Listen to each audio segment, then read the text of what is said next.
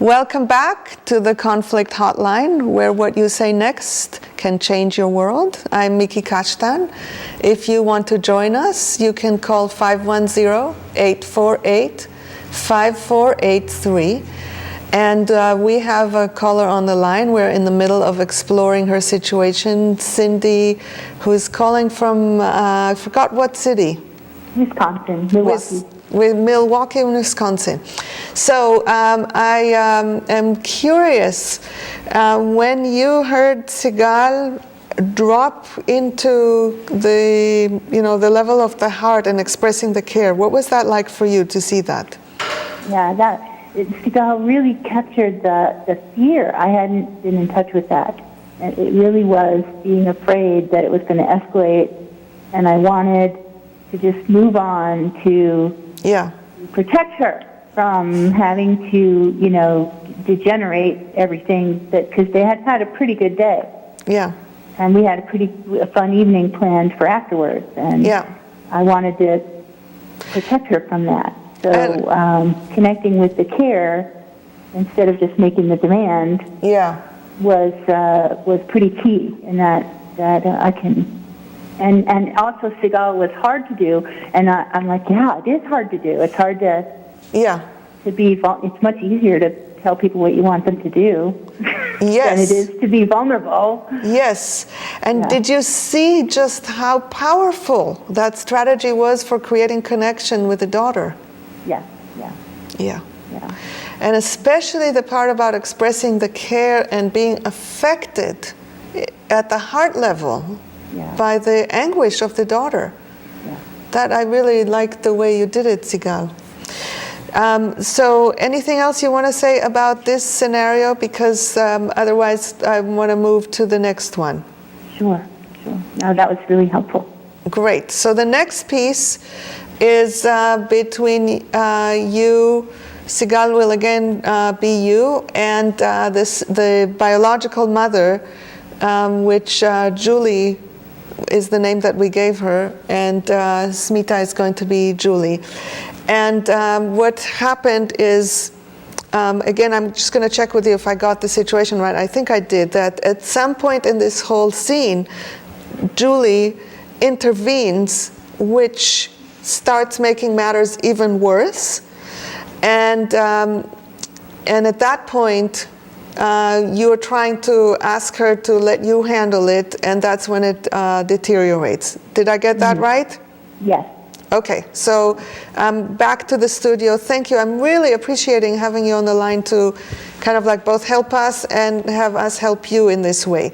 So stay tuned and let's see what happens. So you're in that moment where you say, let me handle it. Well, I've already said let me handle it, and she's continued to try and help. So at this point, if you want to just take over, I'll just leave her with you and just call me when you want me to pick her up. You're going to leave her here? I'm calling Child Protective Services. She's no longer mine. Well, you are making it very difficult for me to take care of her. So if you just either just take it or step away. Okay, well, I'll call Child Protective Services then. How about that? Thank you. I don't have a sense that went anywhere that either of you enjoyed. So again, there is a similar flavor here of this paradoxical anguish where in the effort to protect and to work out a situation creates an escalation. Right. Now, the reason it creates an escalation is that you are asserting it by separating. Okay. Do you see what I mean? And that's what we habitually do. Protection is seen as the best way to protect is to separate. And this is kind of like you mean separating them? I'm trying to separate them. No, I'm separating from myself. You are separating from her. Oh. You're creating distance between you. Right. You go away. Right. I know you go away. Oh, you don't want to go away? Then I'll go away. That's the subtext. So you are foregoing the connection between you.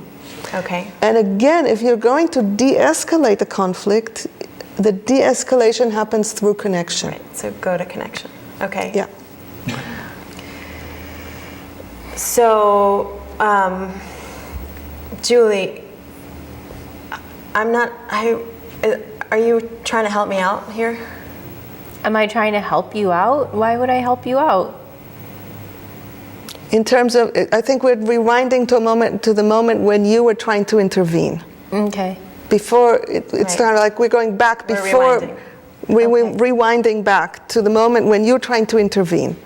Okay. And she's trying to understand what's leading you to intervene. Okay. Okay. So, take two. So I'm sort of like, what's going on here? What's happening? Yeah, and you told me that I should, make her get out of the car, and you told me that I should wait 15 minutes, and then you told me that you're going to call the police on her. So and I've stopped, and I've asked you over and over to stop helping. Okay. So now you're trying to understand. Yeah. So are you trying to, Julia? Let me just see if I understand.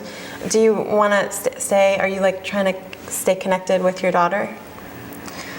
I don't know if I'm trying to stay connected with her. I just, why can't you handle these kids? I'm worried. Like, are you not taking good care of them at home?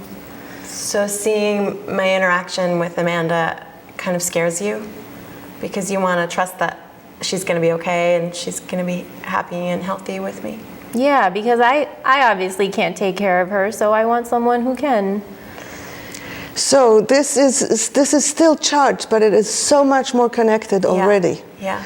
And so I want to pause and check in with Cindy on the phone to see just if there's anything that pops up. How is this? Do you have any thoughts about this or any feelings?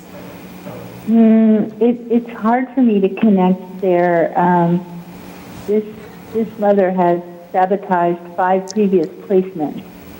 So what I'm seeing is the child is doing really well in this placement, and she's beginning her sabotage behaviors.